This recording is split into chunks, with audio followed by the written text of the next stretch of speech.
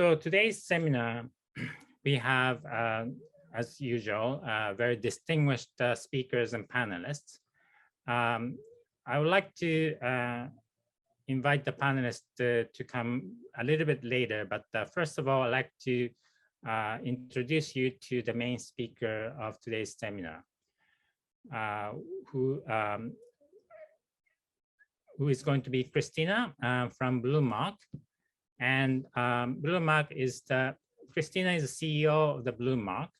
And the reason why we'd like to invite her and the BlueMark's work to this webinar today is really so that we can talk about the performance and accountability around impact.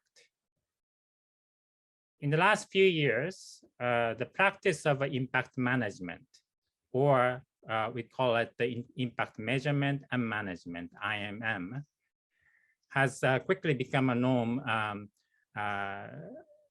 But at the same time, stakeholders today are shifting their focus from not only practice, doing proper management, to practice and performance, doing proper management and actual delivery of the impact. So today, we will pay attention to this shift and discuss the expectations around impact performance, including reporting and verification. Christina represents BlueMark, an independent impact verification company, and is leading the impact investing industry in establishing and managing and maintaining trust from stakeholders on the claim of impact. We're very much looking forward to have you speak to our audience today, Christina. Thank you for joining. So over to you. Thank you so much, Katsuji. I feel very privileged to be here this morning, your time, this evening, my time. I'm based in New York City, but I'm really, truly thrilled to see the amount of interest in this topic in Japan.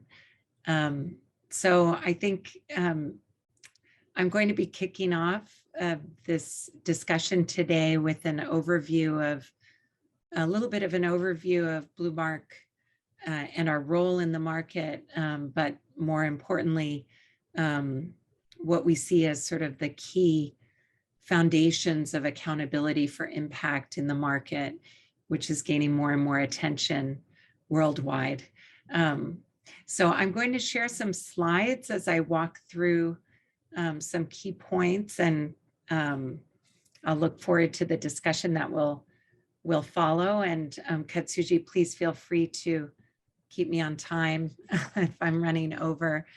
But I'm sharing my screen now. Can you all see the slides? Yeah. Great. So maybe just to start, well, I'll start perhaps by introducing myself for a moment. I'm, as Katsuji said, Christina Leijonhufvud. I'm the CEO of BlueMark.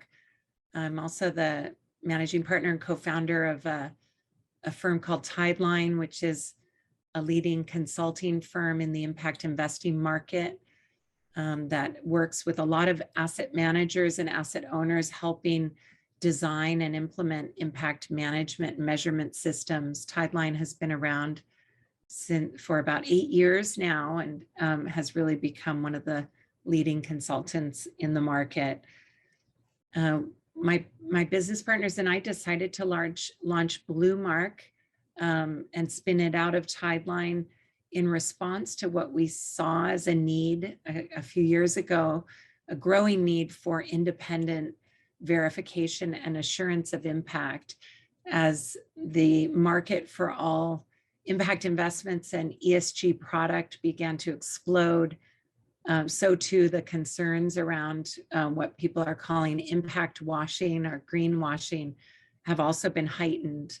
And as a result, the need for a specialized provider of independent verification or assurance around impact was born. So we set up BlueMark and launched it in January of 2020. And since that time, BlueMark has conducted actually over almost 80 verifications of investors' impact. And I'll talk a little bit more about what we mean by verification of impact on over 170 or so billion impact assets. So we talk about there being kind of two core pillars of accountability for impact that Katsuji already touched upon. On the one hand, there's accountability for practice. That is, does the investor have the systems and processes in place to manage impact and embed impact throughout its investment process in order to sort of maximize the chances of achieving the stated impact strategy or objectives. On the other side are essentially, is the manager achieving the results? Is the performance there? And is the reporting around results being conducted in a way that is reliable and complete? So BlueMark has anchored its verification services around these two core pillars of practice and performance. And so the almost 80 verifications that we've conducted are split between the two, although I will mention right up front that we've done many more practice verifications to date than performance reporting verifications. The latter is still an area where the market is still aligning and developing standards of what constitutes quality impact reporting. We'll talk some more about that. Just a quick sort of snapshot of some of the key impact management frameworks and standards and tools that are in use by investors in the market. And I think the purpose of this picture is to also express that while people get quite sometimes overwhelmed by the amount of frameworks and standards, it's important to really understand the specific use case of various frameworks. So things like the Sustainable Development Goals and the Paris Agreement are very helpful tools for investors in terms of establishing a common language and taxonomy around how to express one's objectives, social and environmental impact objectives. On the other hand, things like the operating principles for impact management, which is this icon right here. I'll be talking more about that.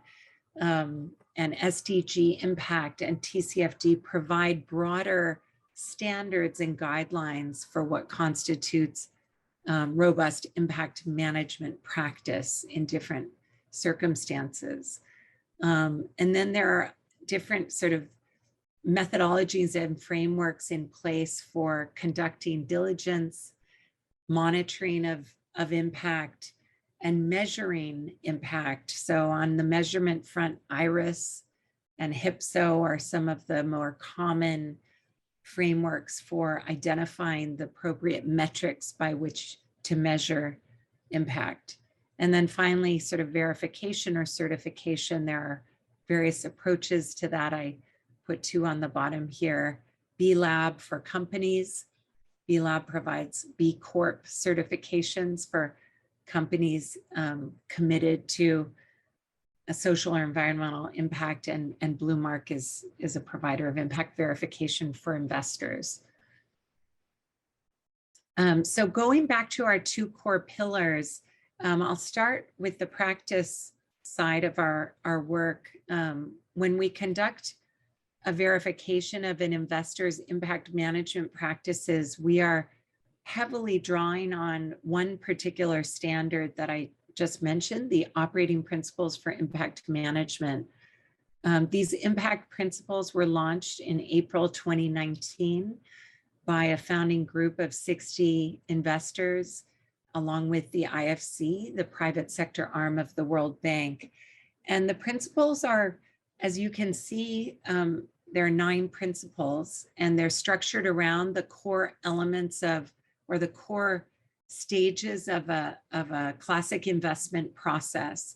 And they're really meant to apply to across investment strategies, even across asset classes. So the signatories, which number now closer to 160 or so, 170 or so signatories, cut across asset classes, albeit most of them are in the private markets. And these principles, again, cover these 9 basic components of what constitutes essentially a threshold for impact management discipline in the market, and I think are becoming widely acknowledged as a sort of consensus framework. So BlueMark conducts verifications for signatories of the impact principles. We also have a lot of clients who ask us to conduct verifications or even diagnostic assessments of the degree of alignment to this framework from folks and investors who are not signatories. And I'll just kind of point to a few of the principles. The first couple of principles, principle 1 is really all around how an investor defines their strategic impact objectives in a way that's consistent with the investment strategy. Principle 2 about how an investor manages impact at a portfolio level across all investments in a way that is consistent and comparable across investments. And then you get to further stages of the investment process. Principle 6, for example, is about monitoring progress of investments against impact targets or expectations that have been set for each investment around impact. Principle 7 is about how an investor conducts exits to a view to sustaining impact. So it's really quite a comprehensive framework, and it's backed up by a number of other guidelines. BlueMark approaches its practice verification in a quite distinctive way. We wanted to make sure that BlueMark was really adding value for our clients. So we didn't want to just make this a check the box exercise. We wanted to ensure that there was always a learning value for our clients, so that we're not just sort of giving somebody a thumbs up or a thumbs down, but rather helping folks understand the degree of their alignment to the principles and how they benchmark against others in the market. So as such, we have an approach that sort of looks rigorously at the impact management system, the degree of alignment to each of the principles. And we sort of look at that along 3 core levels. Sort of 1, is there a threshold level of compliance with the principle? So for example, does the investor have any process in place that's documented and evidenced to monitor the progress, the impact progress, or the impact performance of investments against expectations?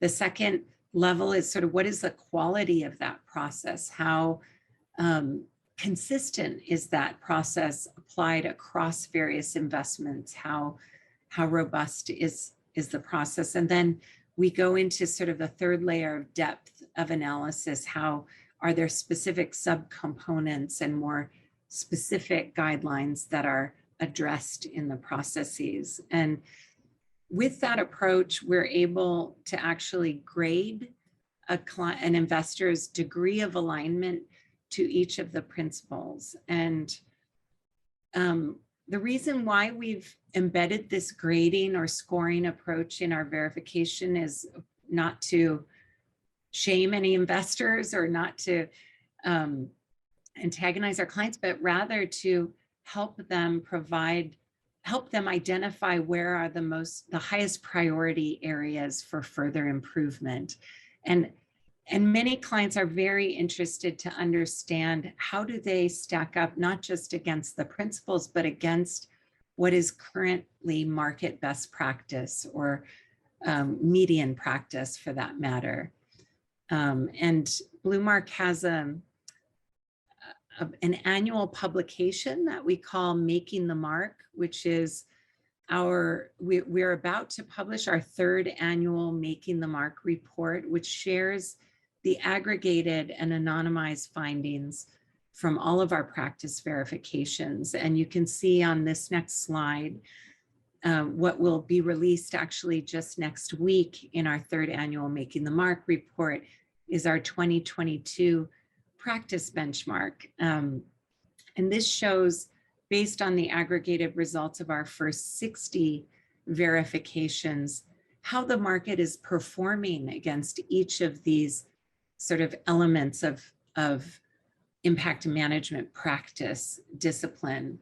And so you can sort of see from the shading here that principle 1, for example, our median rating on principle 1 is in fact advanced. So many investors in the market, in fact, most investors in the market have adopted fairly advanced process practices around how to articulate their impact objectives, backed up, for example, by a clear theory of change or logic model. Some of the more advanced practices are to draw on the sort of underlying targets associated with the Sustainable Development Goals, the 169 targets, and to provide a very robust evidence base that would support the theory of change. But if you move all the way over, for example, to principle 7, you can see that when it comes to impact at exit, processes to ensure sustainability of impact at the time of exiting an investment or beyond exit, that's a real stretch or challenge goal for a lot of investors in the market, even those who are quite advanced, even those who've been longstanding players in the impact investing market are still sort of figuring out how to put in place rigorous processes around ensuring impact persists even after their exit. And then the final principle 8 is also one in which we see more sort of mixed results around impact review. That's whether the investor has processes for routinely looking at, their lessons learned, their failures, their potentially their negative impacts and case studies, and having a feedback loop to constantly improve their practice and system. So that's a little bit about our practice verification service. I'm going to move on to talk about the second pillar, the performance reporting verification. And before I do, I just want to preface this by saying, while the market has advanced really quite a lot in the last 5 years or so when it comes to frameworks and standards on what constitutes good practice, when it comes to standards around performance reporting and what constitutes quality impact performance reporting, there is still a lot of white space. There's still a lot of unanswered questions. And BlueMark actually received some support and funding from groups like the Rockefeller Foundation and other foundations in the United States to conduct some concerted research on this topic. And that research was recently delivered in the form of a report called Raising the Bar. And I'm very gratified and honored to say that CME did the hard work of translating much of that into the Japanese language. So we're very excited about that. But this research was really about trying to help shed light and transparency onto what really is quality impact reporting in the market, and how do we improve the quality and decision usefulness of impact performance reports. In doing this research, BlueMark interviewed almost 60 stakeholders in the market. But I should say we were focused altogether in this research on the private markets. So we did not focus on listed instruments, only on private markets instruments for the purpose of this report. We also analyzed over 30 impact reports, many of those LP-facing reports. So we did a combination of desk research and quite a lot of stakeholder interviewing and workshopping with folks. In terms of what we found on the current state of impact reporting, we unfortunately found that when looking at the state of play on impact reporting, that when you look at one impact report, you look at one impact report. In other words, the current state of impact reporting is all over the map. And many impact reports certainly include some statement of impact objectives, but the kind of degree of specificity around those impact objectives varies quite considerably. We also found that many impact reports do what we call cherry picking of impact results, meaning they only would report on selected transactions. We also found that actually 0% of the reports we looked at had a sort of dedicated space to discuss impact risks or negative impacts or impact failures. And finally, that more often than not, the impact reports that we analyzed failed to discuss the key stakeholders affected by the investment strategy or to incorporate the stakeholder voice.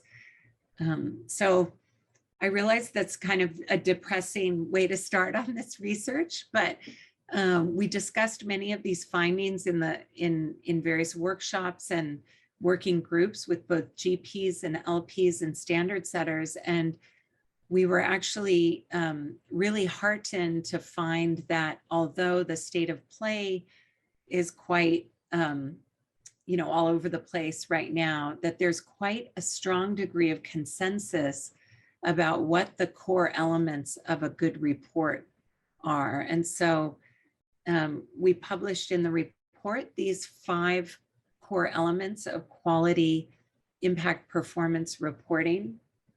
We had a group of about 15 asset allocators advising us as well on this research, and their names are listed in our report, and many of them actually publicly endorsed the findings in the report. And what we found was that these 5 core elements relate to, number one, the extent to which the report has a clearly laid out set of defined objectives and expectations. In other words, is there an actual impact theory of change that's articulated, inclusive of the thesis around how the investor or the investment itself is contributing to the achievement of the impact, inclusive of the setting of some expectations around what impact is going to be achieved. That's element number one.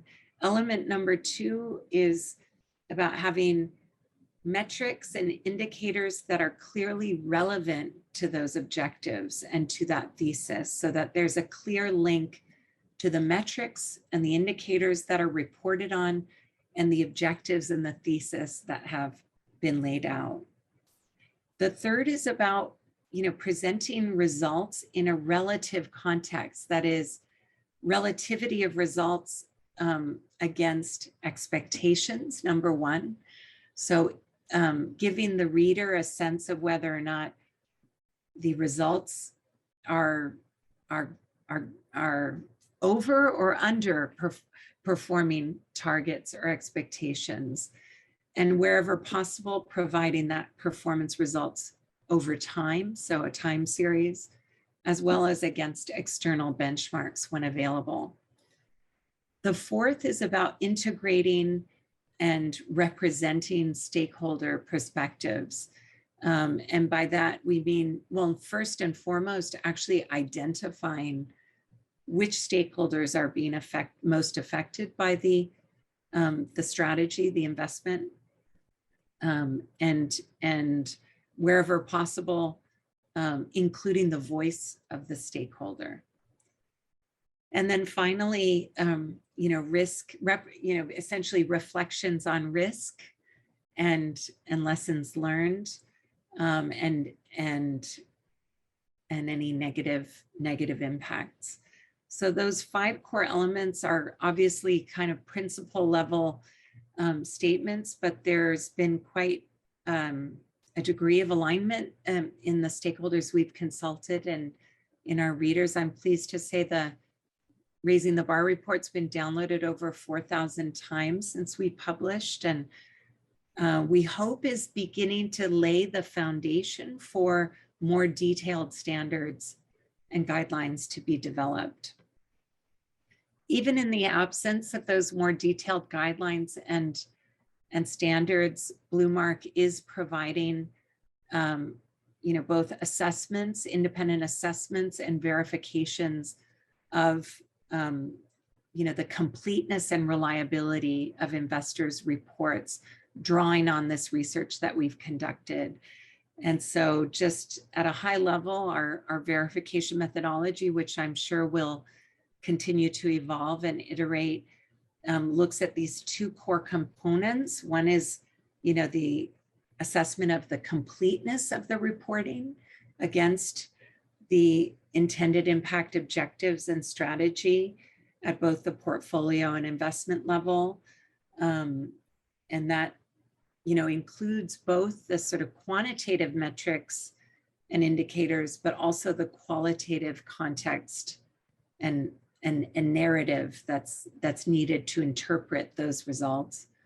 And then on the reliability side, we're really looking at the quality, the clarity of the information and the quality of the data, including the underlying data management systems and practices and the quality controls around those. I think that brings me to the end of my presentation, and I'm happy to hand it back to you. Thank you. Thank you, Christina, for the wonderful snapshot of the 2 issues, very related issues of practice verification and the performance reporting and the verification. Let me ask you a few questions.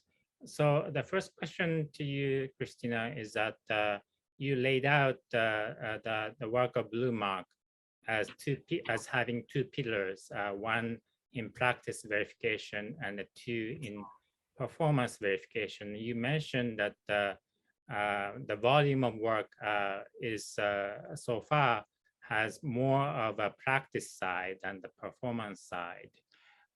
Do you think this is going to change as we move to the next year or 2 years from now? Do you think there's going to be a more demand for performance verification? Yeah, I do, Katsuji. I think that what the market really wants actually is to understand whether the results are being achieved. And today, I think an evaluation of the quality of the practice that investor has in place is, a proxy for understanding, that performance, but an incomplete proxy. I do think that rigorous impact management practice is foundational to achieving results and even foundational to quality reporting on those results. So my expectation is that in the coming years, we're likely, as we begin to see more alignment around how to report on impact results in a way that is complete and reliable, that we will begin to see kind of the practice and performance verification merge potentially into a single. I see. Single. Okay. certification. Okay. I think, yeah, that makes sense. But I think it is very important for us to recognize your comment about the practice of practice being the foundational for performance, which I think is already answered one of the questions that has already been raised. So in a way, good performance reporting is predicated on having a good practice. Is that correct?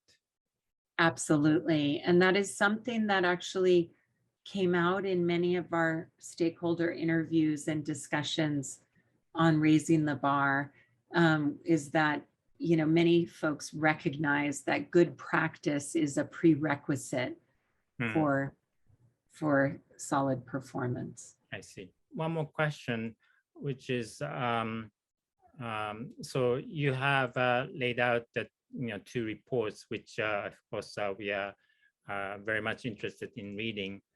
And for the Japanese audience, I have showed the link to the 2 reports summary in Japanese as well.